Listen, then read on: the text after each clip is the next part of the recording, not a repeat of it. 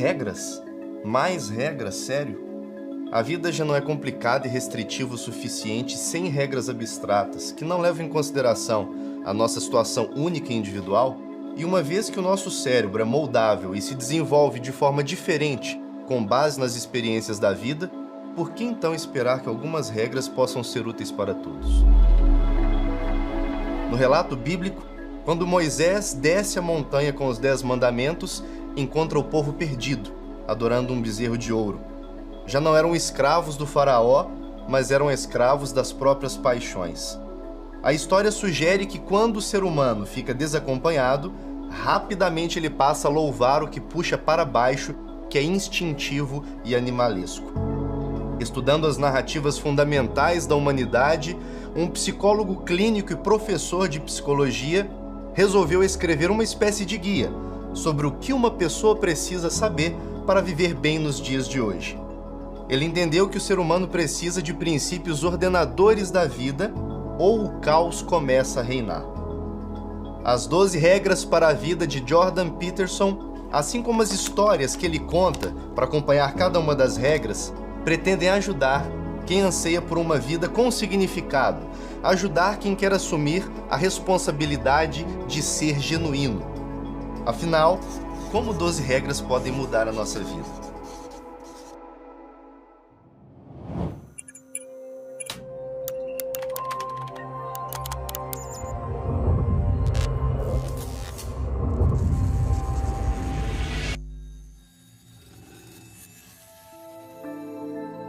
Em parceria com alunos e colaboradores, Jordan Peterson publicou mais de uma centena de artigos científicos transformando a compreensão moderna sobre o que é personalidade.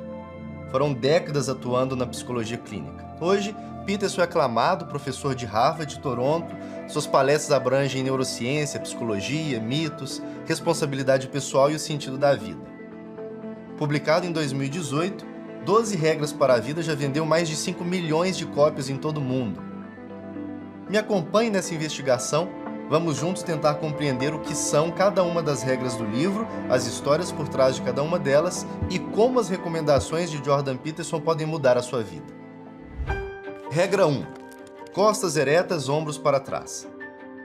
A história das lagostas está entre as mais populares quando se pensa em Jordan Peterson. Elas se tornaram objeto de estudo porque são anteriores aos dinossauros e evidenciam um mecanismo físico anterior a qualquer cultura humana. Lagostas vencedoras apresentam altos níveis de serotonina e baixos níveis de octopamina. Lagostas perdedoras apresentam baixos níveis de serotonina e altos níveis de octopamina. No ser humano acontece algo muito semelhante. Baixos níveis de serotonina significam menos felicidade, mais dor, ansiedade, doenças e uma expectativa de vida mais curta. O que se percebeu é que o sistema nervoso das lagostas é parecido com o do ser humano.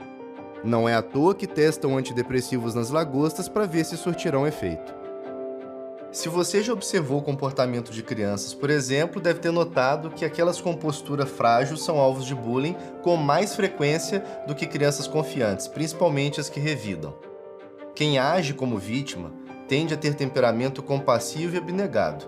As pessoas más gostam de atacar os ingênuos, os que pensam que ninguém quer realmente ferir os outros. Jordan Peterson usou a analogia das lagostas para evidenciar a chamada hierarquia de dominância, algo anterior aos pactos culturais. Se algumas pessoas têm privilégios e são mais bem-sucedidas que todo o resto, não necessariamente foram privilegiadas ou outros foram prejudicados. É natural ver os mais aptos conquistando mais. Também é natural ver quem desiste continuar perdendo. As pessoas manifestam como estão se sentindo por meio da postura. As deprimidas aparentam falta de ânimo e fraqueza. As confiantes aparentam vivacidade e força. Muitas vezes, mudar a postura pode ser o ponto de partida para mudar as próprias emoções. A expressão corporal amplifica ou enfraquece o estado interno. Nas palavras do próprio Peterson, se você se apresentar como um derrotado, as pessoas vão reagir como se você fosse um perdedor.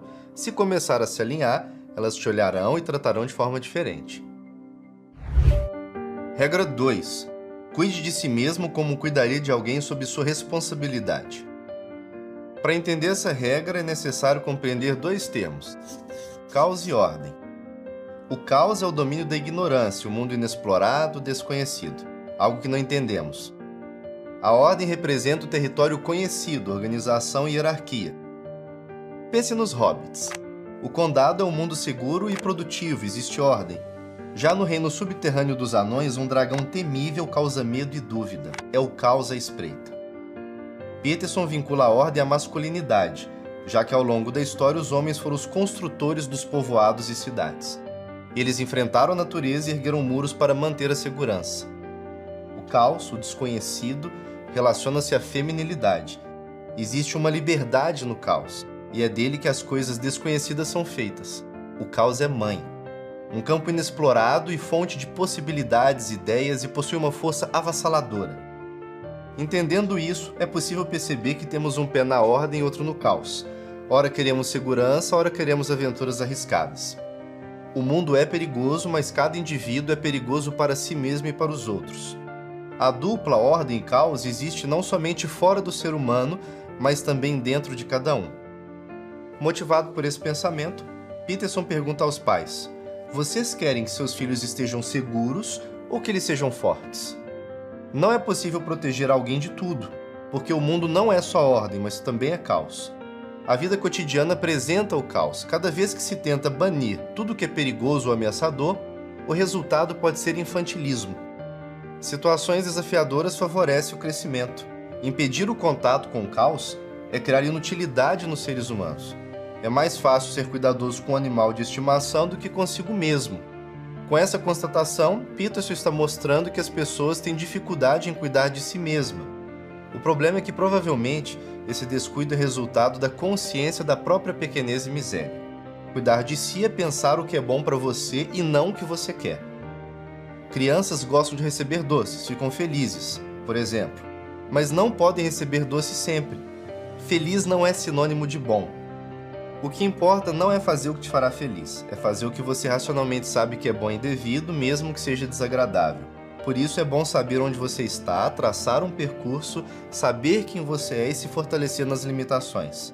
Saber para onde você está indo e, assim, limitar a extensão do caos na sua vida. Para Peterson, reestruturar a ordem é trazer a força divina da esperança para o mundo. Regra 3. Seja amigo de pessoas que queiram o melhor para você. Jordan Peterson relata como foi a vida de um dos seus amigos de infância. Um dos garotos que conheceu era irritadiço, ressentido, sem esperança.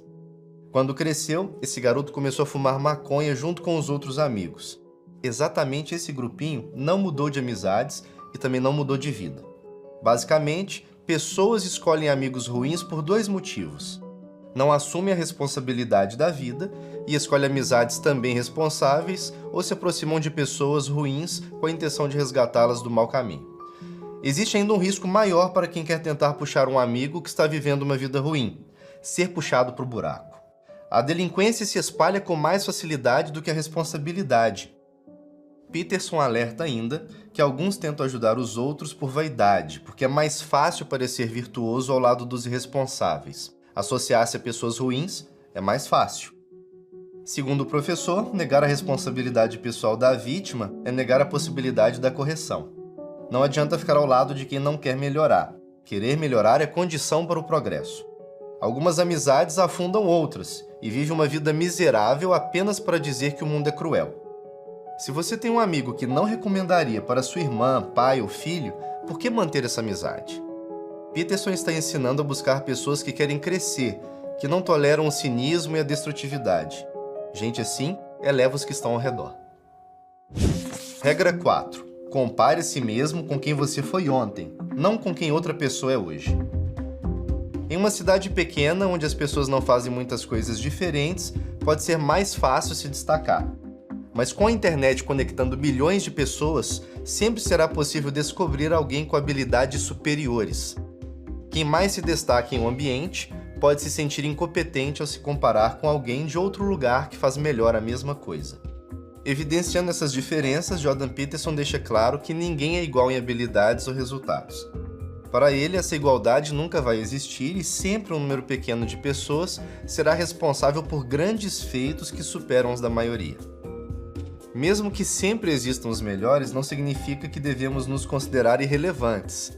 As coisas que fazemos ainda podem ser feitas da pior ou da melhor forma.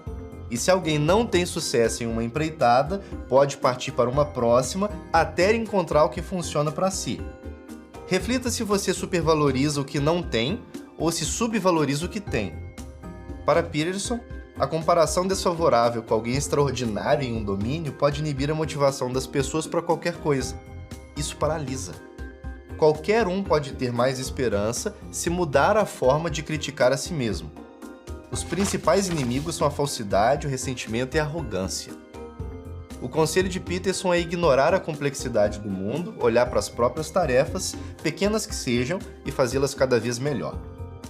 A solução é enfrentar a si mesmo buscando crescimento diário, consciente e com foco. Regra 5. Não deixe que seus filhos façam algo que faça você deixar de gostar deles. Crianças chatas e birrentas são desprezadas pelos outros. Nem estranhos ou os próprios familiares querem a companhia de uma criança mal educada. Nesta regra, Peterson explica que os pais que permitem que seus filhos façam o que querem estão privando os próprios filhos dos limites que garantem a independência. Retomando um pouco de filosofia, Rousseau deixou o pensamento de que o ser humano é bom e a sociedade é que o corrompe. Para Peterson, a imagem da criança imaculada é um ideal. A realidade mostra que as pessoas melhoram com o tempo e com a convivência social. Como exemplo, ele cita o bullying, mais intenso nos colégios do que entre colegas de trabalho. Segundo sua análise, o tempo deixou o ser humano mais pacífico, afinal, já houve muito mais selvageria na história da humanidade. Essa razão explica por que as crianças não devem ser mantidas intocadas pelo contato social para serem perfeitas. Crianças não são apenas boas. Não treinar, disciplinar, encorajar é colocar a vida delas em risco de não prosperar.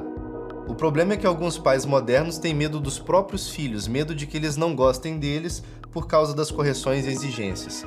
De acordo com Jordan Peterson, pais são como os árbitros da sociedade. Não podem simplesmente ser amiguinhos dos filhos. Precisam impor limites para oferecer segurança e criatividade. Quando os limites são retirados, as crianças ficam cada vez mais ousadas buscando uma barreira. E se a barreira não vem, e ela pode surgir no formato de punição, os comportamentos indesejáveis não são parados. O exemplo da Bela Adormecida deixa o exemplo da superproteção ainda mais claro. Os pais da princesa preferiram esconder as agulhas do que ensinar a filha a não tocar nelas. Bela cresce fraca e ingênua. O que era para ser superproteção tornou-se sua ruína. Mesmo as crianças mimadas e superprotegidas se encontrarão dor na vida. Fracasso e maldade fazem parte do mundo. Cabe aos pais escolher, disciplinar o filho ou deixar que a crueldade do mundo faça isso. This is the Peter Pan story, roughly speaking. And he's the boy that won't grow up. And he's magical. Well, that's because children are magical. They can be anything. They're nothing but potential. And Peter Pan doesn't want to give that up. Why? Well, he's got some adults around him, but the main adult is Captain Hook. Well, who the hell wants to grow up to be Captain Hook? Peter Pan looks at traumatized Hook and says, well, no, I'm not sacrificing my childhood for that. So that's fine, except he ends up king of the Lost Boys. In Neverland, well, Neverland doesn't exist, and who the hell wants to be king of the Lost Boys? Pais que não educam estão delegando esse serviço a estranhos. E se as ações dos filhos trazem desgosto a quem gerou, imagine os que se importam menos com eles. Regra 6. Deixe sua casa em perfeita ordem antes de criticar o mundo. Você sabe o que há em comum entre as pessoas que cometem assassinato em massa e depois se matam? Peterson explica que normalmente foram pessoas feridas no passado. Primeiro odiaram quem fez mal a elas, porém o ódio cresceu e se voltou contra a própria humanidade. Para alguns, isso ainda não seria motivo para chacinas, mas alguns homicidas e suicidas culparam a Deus, criador da ordem. Jordan Peterson vê nisso uma forma de culpar a realidade. E se a própria realidade é culpada, ninguém tem a responsabilidade de mudar a própria vida. Não é possível mudar o que passou. Diante de fatos ruins ou da estrutura do mundo real, está em nosso poder mudar nossas ações. Para exemplificar, Peterson cita o exemplo de Alexandre Solzhenitsyn. Ele foi prisioneiro em um campo de trabalho soviético, preso, surrado e lançado na prisão pelo próprio povo. Teve câncer. Hitler e Stalin fizeram sua vida ser ainda mais miserável. Mas Solzhenitsyn não colocou a culpa em Deus ou no mundo. Agiu como autor de sua vida e usou o mal para entregar ao mundo uma grande obra que desacreditou o comunismo. Seu livro, O Arquipélago Gulag. Já que todos sofrem, é preciso arrumar a própria vida. As dicas são: pare de fazer o que você sabe que é errado. Faça somente o que você possa falar com honra, não culpe os outros, tenha humildade e não reorganize o Estado sem antes organizar sua própria existência. Antes de tentar governar cidades, é preciso buscar a paz dentro de casa. Regra 7. Busque o que é significativo, não o que é conveniente. Fazer apenas o que dá prazer e o que é gostoso é o mesmo que seguir os impulsos mais baixos: mentir, trair, furtar, manipular, etc. Muitas coisas que consideramos convenientes são passageiras, mesmo assim aliviam a dor da existência. Em contrapartida, todos podem aprender o seguinte: You make sacrifices in the present so that the future is better. Right. Everyone does that. That's what you're doing right now. That's what you're doing here. That's what your parents are doing when they pay money to send you to university. They think, you can bargain with reality. It's amazing. You can bargain with reality. You can forestall gratification now. And it'll pay off at a place and time that doesn't even exist yet. Quanto maior o sacrifício, maior tende a ser o ganho. I'm going to give you a marshmallow. If you want, you can eat this straight away. Or you can wait for a bit until I come back into the room and you'll get a second marshmallow. Okay? I'll leave it up to you. I'm going to leave the room for a bit. Por isso é preciso aprender a adiar o prazer. Quando Michelangelo esculpiu a Pietà, mostrou a mãe ofertando o próprio filho. Mostrou também que o sofrimento faz parte do mundo. Mesmo assim, tem gente que quer fugir disso. De acordo com Peterson, o maior exemplo de sacrifício por um bem é o de Jesus Cristo. Ele foi aquele que enfrentou o mal de forma consciente e voluntária, determinado a assumir a responsabilidade pela total depravação humana, dando sua própria vida. Satanás, por outro lado, é a personificação da recusa ao sacrifício. É mais conveniente seguir os impulsos, ser egoísta e buscar ganhos de curto prazo. Melhor mesmo é usar o tempo, o trabalho e o sacrifício para deixar as coisas melhores no futuro. Regra 8.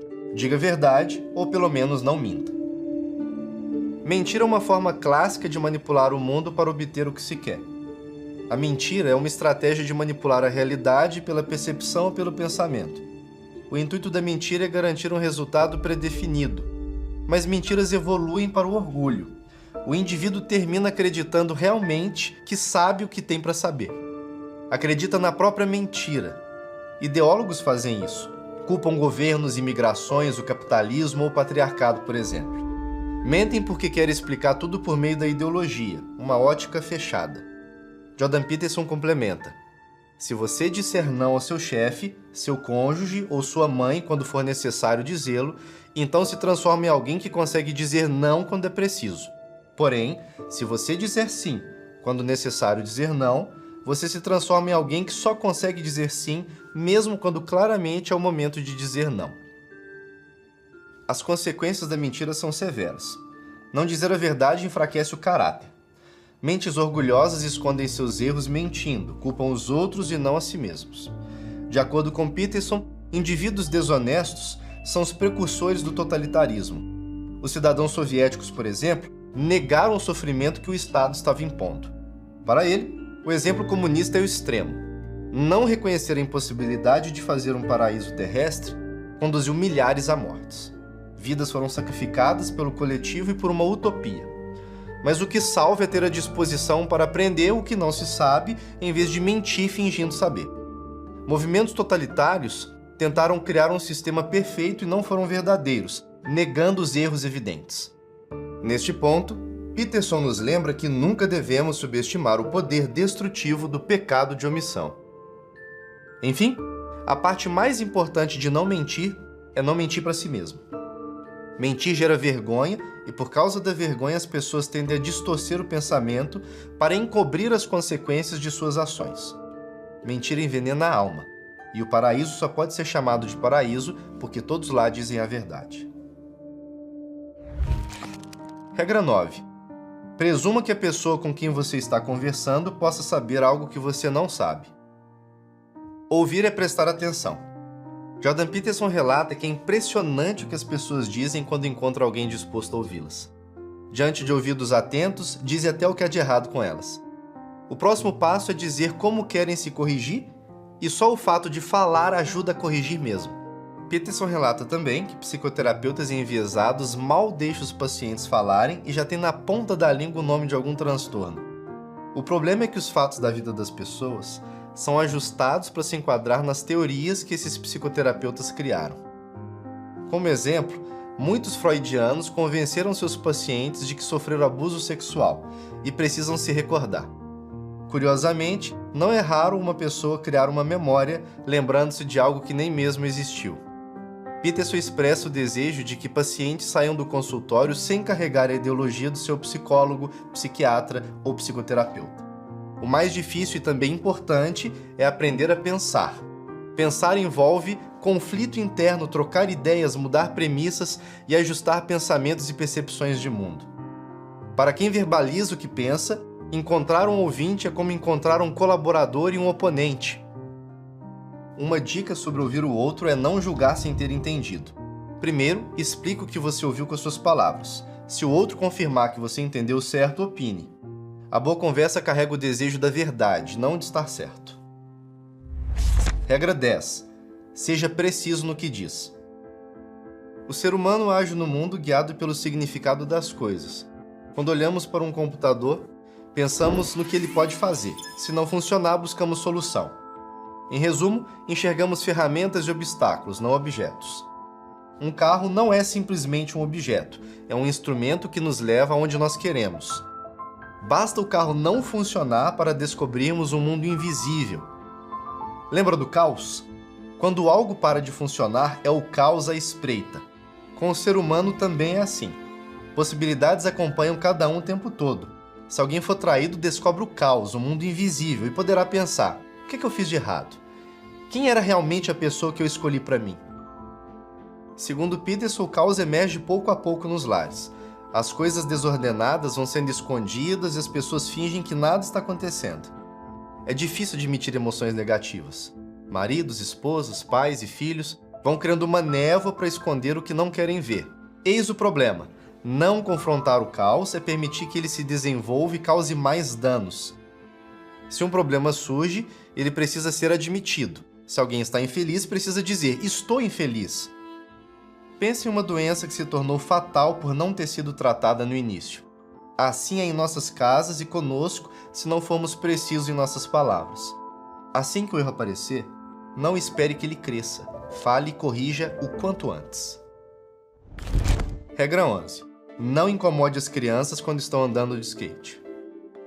Pense em meninos se arriscando para fazer manobras que são perigosas. Eles podem se machucar. Por isso, adultos colocam obstáculos para que parem de tentar fazer tais manobras. Essa é uma tentativa de manter os garotos seguros. O porém é que eles não estavam buscando segurança. Estavam querendo habilidades novas, maestria, perfeição. Para Peterson, parques seguros são chatos e as crianças rapidamente encontram formas arriscadas de brincar mesmo em ambientes seguros, ou mudam de lugar. Coisas perigosas vão acontecer na vida de todos. A superproteção atrapalha porque nos desprepara para a vida. O homem, especialmente, é a força que organiza o caos, o lugar do desconhecido. Contraditoriamente, Peterson nota que os jovens do sexo masculino têm sido atacados, considerados herdeiros do patriarcado, privilegiados. Segundo ele, os meninos são mais competitivos e assumem mais riscos, são mais desobedientes e gostam do que é desafiador e provocativo. Na sociedade moderna, isso é visto de forma negativa e os meninos são incentivados a serem menos homens. Qualquer hierarquia possui vencedores e perdedores. Não é possível que todos alcancem o mesmo objetivo, nem que todos se esforcem da mesma maneira. Para outros, falta motivação e habilidades.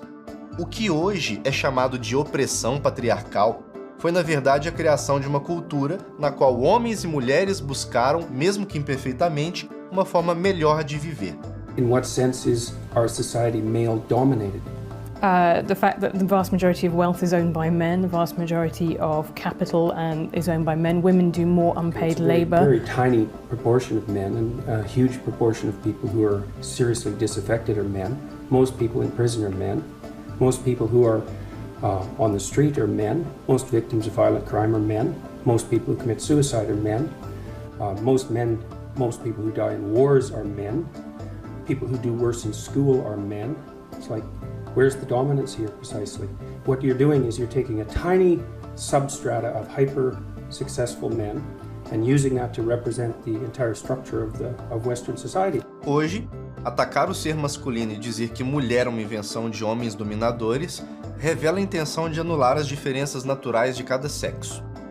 Por pensar que os homens são opressores, meninos são criados em pé de igualdade com meninas, aprendem a não ser agressivos. Por isso, Peterson aconselha os homens assim: faça seu trabalho, carregue seu fardo, fique esperto e preste atenção, não resmungue nem seja melindroso, defenda seus amigos, não bajule nem entregue a ninguém, não seja escravo de regras idiotas. Nas palavras imortais de Arnold Schwarzenegger, não seja um mariquinha. Para ele, homens precisam ser durões porque os outros homens exigem isso e porque mulheres preferem homens durões para se sentirem seguras. As pessoas que querem enfraquecer os homens, diminuir sua masculinidade, são fracassadas, invejosas, rancorosas e destrutivas. É melhor não incomodar as crianças. Regra 12. Acaricie um gato ao encontrar um na rua. A vida é sofrimento. Um dos mais difíceis de aceitar é o de ver um filho doente. Jordan Peterson passou por isso com sua filha Michaela, que teve problemas de saúde muito sérios durante muitos anos. Michaela teve artrite reumatoide juvenil. A partir de seu próprio exemplo de dor com o sofrimento da filha, Peterson ensinou que devemos estar preparados para momentos ruins. A vida é frágil e as pessoas são limitadas. Quando o super-homem ficou invencível de tanto poder que tinha, ele ficou impopular. As pessoas só voltaram a ler os quadrinhos quando voltaram a ver as fragilidades no herói. A fragilidade gera identificação. Odiar a vida por causa do sofrimento a torna pior. Esse não pode ser o caminho. E mesmo diante da dor, as responsabilidades não deixam de existir. Mesmo com uma catástrofe acontecendo em nossa vida, precisamos dar continuidade às nossas tarefas cotidianas. Jordan Peterson encerra o livro chamando todos a acariciar gatos. Não é literal. É uma forma de dizer a nós que podemos nos maravilhar com o que está ao nosso redor. Em um dia ruim, coisas boas podem acontecer. Gatos são imprevisíveis. E se um deles permite que você faça carinho, sorria e acaricie. Em uma entrevista, Jordan Peterson se mostrou muito triste por ver pessoas desencantadas com a vida, deprimidas, ansiosas, perversas, vingativas, nihilistas e sem objetivo. Por outro lado, é uma imensa alegria receber testemunhos de vidas transformadas, com sentido e com responsabilidade.